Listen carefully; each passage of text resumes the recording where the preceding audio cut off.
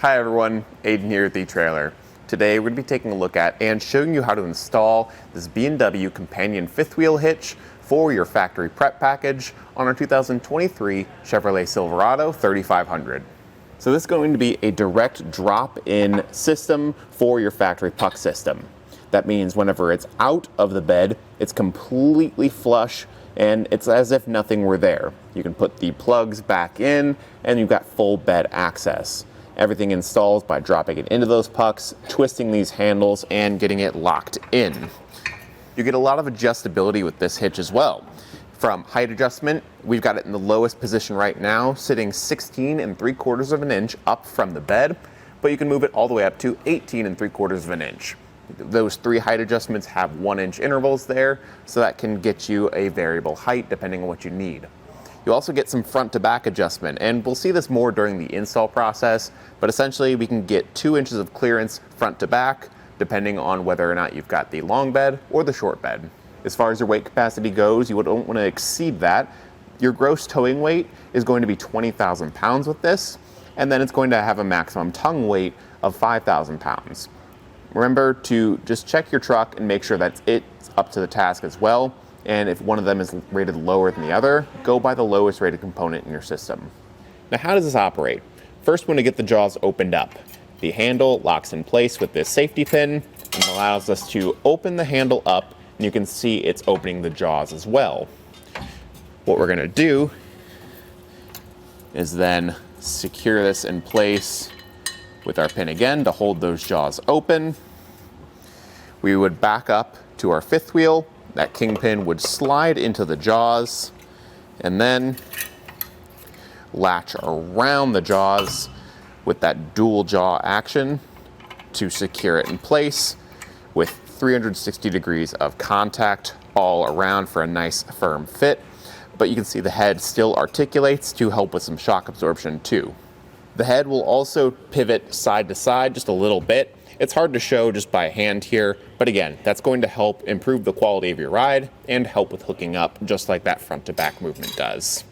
One thing you've probably noticed while I'm moving this around and messing with it is that everything's pretty quiet. For all the moving parts, you're not going to get a lot of rattling or noise going down the road. And that's thanks to all the polyurethane bushings throughout to help cushion things and keep things quiet.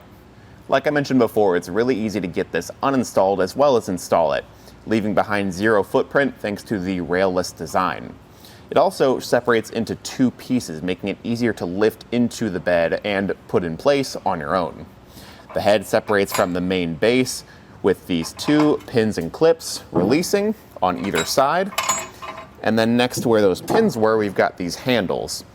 Grab it by the handles, it'll lift up a little bit, and then we can lift it off of the pivot arms and set that to the side. Then in each of the four corners of the base, I've got all but one undone right now. There's going to be a safety pin that you can pop open and release the handle. And once that handle's released, you can just lift it up out of that factory puck system and set that to the side as well. From there, you could just take the covers that came with your truck and pop them in place to cover the holes, or not. It's really up to you whether or not you want to do that.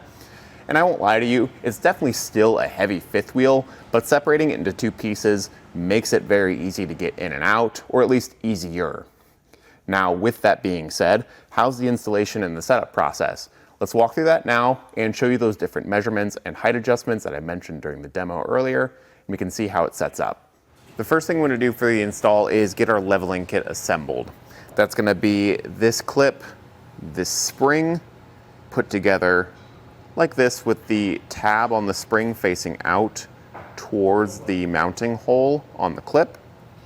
Take our 1/4 inch cap screw, feed that in facing out, and then thread on our 1/4 inch lock nut, hand tight, and then get it tightened down with your tools.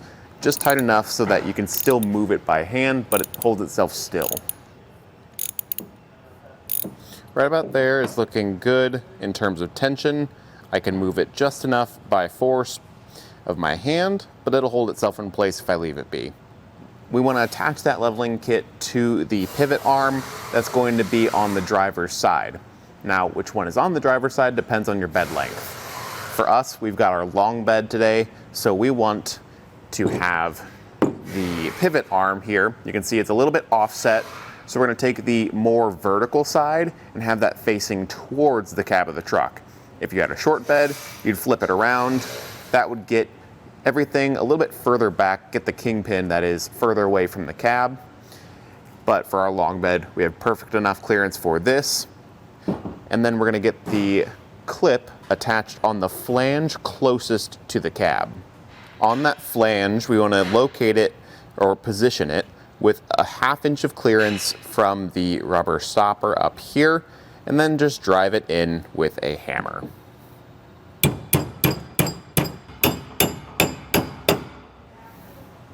Once that's firmly in place, we can carry on. Then we can turn our attention to the base, undo these clips, and open up our handles on all 4 sides.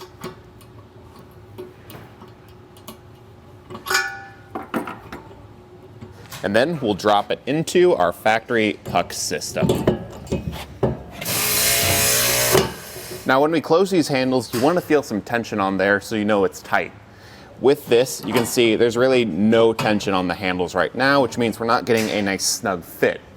What we can do is remove the cotter pin and loosen or tighten the castle nut to adjust that tension. I'm going to start by getting the cotter pin out of place, just using some needle nose pliers to grab it, bend those ends, and remove it.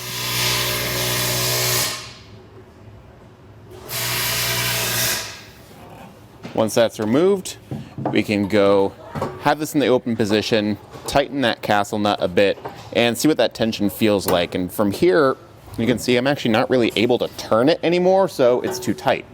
Loosen it up a bit, and wait until I can find the right amount of tension where I can throw the latch, and it's nice and snug, and not too loose.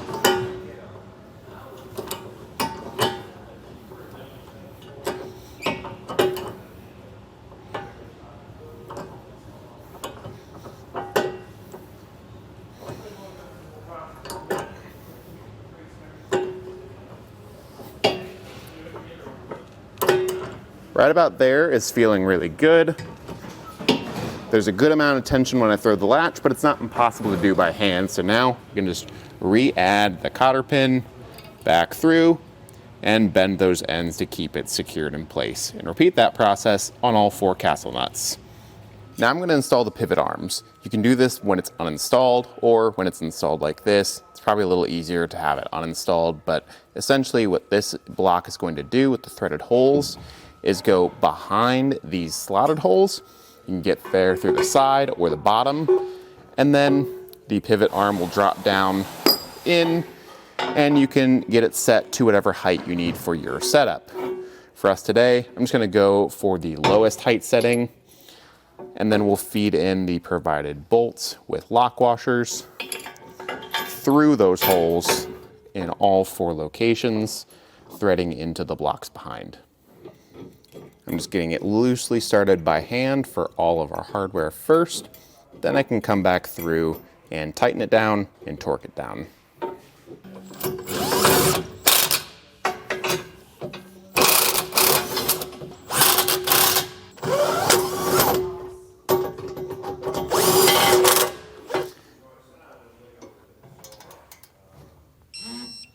And once everything's torqued down, we can repeat that process for all of our hardware and for the other side.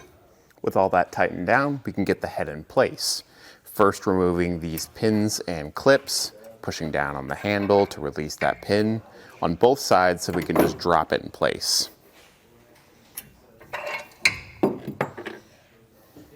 So we're just going to lift this into place. We can get it kind of flipped over, utilizing these handles to lift it, and then drop it down over top the pivot arms.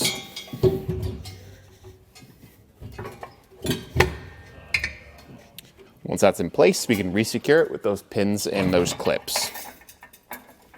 So with all of this in place, we can get our handle put on by removing the safety clip on the back, mounting up our handle by sliding it in all the way, and then we're gonna have 2 screws that will go on the inner 2 holes and secure with the nuts underneath. So I'm just getting these hand tight for right now, and I'll come back through with a socket and an Allen key up top to secure them. With the handle secured and our jaws operational, we can relatch it or leave it open and hook up to our fifth wheel, and we're good to go. Overall, the install process is very straightforward and simple thanks to that factory puck system, and I think it's going to be a really solid fit on our 2023 Chevrolet Silverado 3500.